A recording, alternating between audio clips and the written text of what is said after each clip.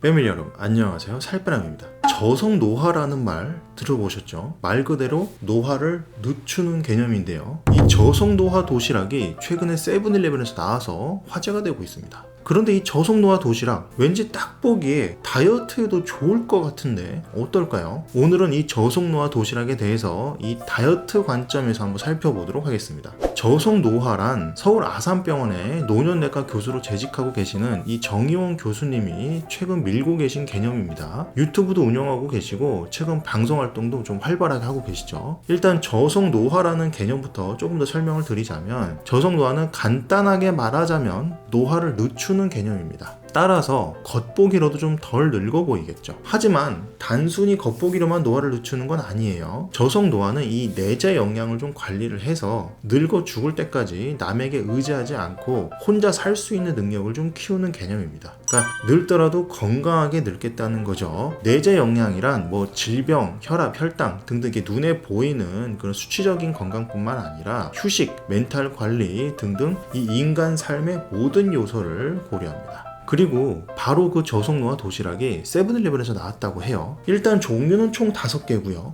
도시락, 샌드위치, 삼각김밥, 그냥 김밥, 그리고 샐러드가 있습니다. 오늘 저는 도시락, 샌드위치, 샐러드를 좀 가져와 봤고요. 일단 영양 성분부터 한번 체크해보죠.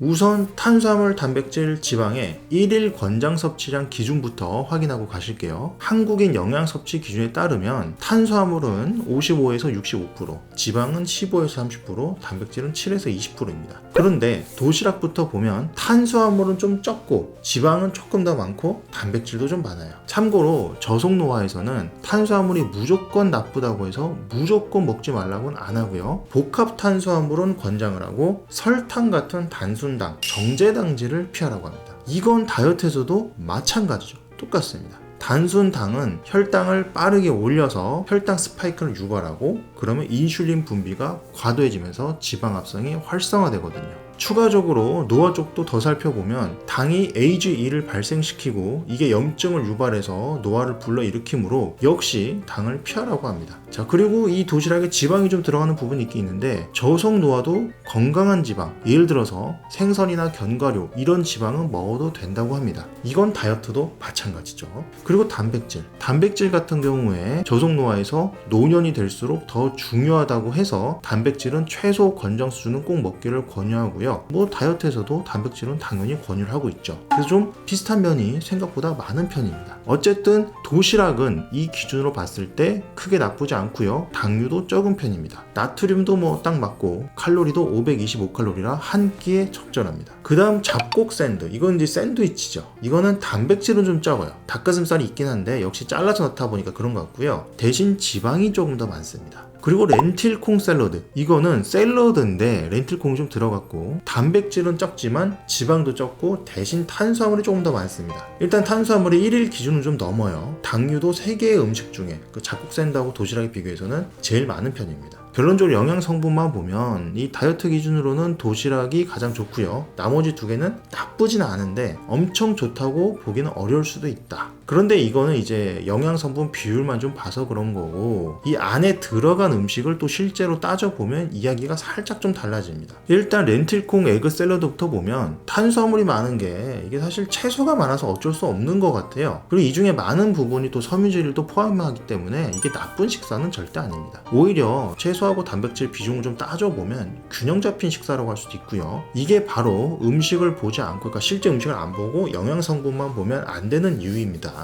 특히 렌틸콩은 이 섬유소하고 단백질 함량이 좀 높고 혈당 지수를 상대적으로 안정적으로 유지하는 데 도움이 되기 때문에 체중 관리 등에도 도움이 될 수 있어요. 샌드위치도 닭가슴살이 들어가고 빵은 또 잡곡빵이고 그리고 맛을 내기 위한 걸 좀 식초 등이 들어갔어요. 즉 맛내는 데 있어서 이 설탕을 조금이라도 덜 쓰기 위해서 노력을 한 거죠. 이런 것들을 보면 이 건강을 위해서 조합에 신경을 쓴 게 분명히 눈에 보이긴 합니다. 구독과 좋아요를 누르면 요요가 안 올지도. 그러면 이제 저속 노화 도시락 한번 먹어보도록 하겠습니다. 노화도 늦춰주고 살까지 빼준다면 사실 맛은 없지 않을까라는 생각이 들긴 하는데 먹어봐야겠죠. 과연 어떨지. 자, 일단 여기 도시락부터 제가 이렇게 데워왔는데요. 이렇게 아주 건강해 보입니다. 여기 보시면은 내 냄새부터가 건강한 냄새 나고요. 여기 샐러드 같은 거, 닭가슴살, 두부, 방울토마토, 브로콜리 제가 좋아하는 거 있고, 여기 콩들 보이죠? 이거 렌틸콩. 기본적으로 여기 렌틸콩에 밥 있는 이 비주얼이 여기 샐러드에도 여기 유부초밥에도 이렇게 들어가 있어요. 일단 저는 냄새가 나쁘지 않네요. 네, 먹어보겠습니다. 참고로 여기 소스가 있어서 이 소스도 뭔가 고추장 느낌이 좀 나긴 하는데, 그러면서도 뭔가 저당 느낌 나는 좀 소스네. 약간 스리라차 느낌? 먹어보겠습니다. 제가 잡곡밥을 좋아해서 그런지 밥은 확실히 맛있어요. 닭가슴살 자체도 뭐 닭비린내 이런 거 거의 없고, 닭가슴살에 후추가 박혀 있어서 이 닭비린내나 느끼한 맛이 전혀 없습니다. 가니까 잘 맞아요. 짜지도 않고 후추가 과하지도 않고 괜찮습니다. 그리고 반찬으로 김치 이런 거 대신 때 이런 거 있으니까 좋네요. 채소 아주 딱 좋고, 두부 뭔가 집에서 해먹는 딱 그런 맛입니다. 지금 괜찮아요. 삼삼하니 감자 샐러드도 맛있네요. 이게 건강한 맛이라고 맛이 없어 보일 수 있는데 맛 괜찮아요. 오히려 너무 자극적인 도시락은 먹다 보면 질리는 맛이거든요. 이건 질리는 맛이 아니에요. 처음 끝까지 맛있게 다 잘 먹을 수 있을 것 같습니다. 똑같이 샐러드가 있는데 이 샐러드도 약간 밥도 같이 있고 해가지고, 여기 또 오리엔탈 드레싱 들어가고요. 약간 간장이랑 그런 것들 해서 나온 드레싱, 그 이제 샐러드에 뿌려 먹는 거죠. 여기에다가 과연 맛이 어떨지. 제가 봤을 때 이거 맛있어 보이거든요. 약간 올리브 오일 같은 느낌이고, 이거 참깨가 들어가 있네요. 자, 그럼 사실 유부초밥은 그 렌틸콩 들어간 거예요. 아까 밥이랑 비슷한데 유부초밥으로 또 만들었습니다. 렌틸콩으로 밥을 했는데 하나도 이상하지 않고 오히려 더 저는 맛있습니다. 제가 원래 잡곡밥을 좋아해서 그런지. 이게 지금 이건 차게 먹으라 했거든요. 당연하지만 샐러드가 들어가 있어서 차게 먹어도 맛있어요. 전혀 뭐 이상하거나 그런 게 없네요. 그리고 샐러드는 사실 뭐 평범한 샐러드인데 이제 소스가 중요하겠죠? 소스 맛이 어떤지.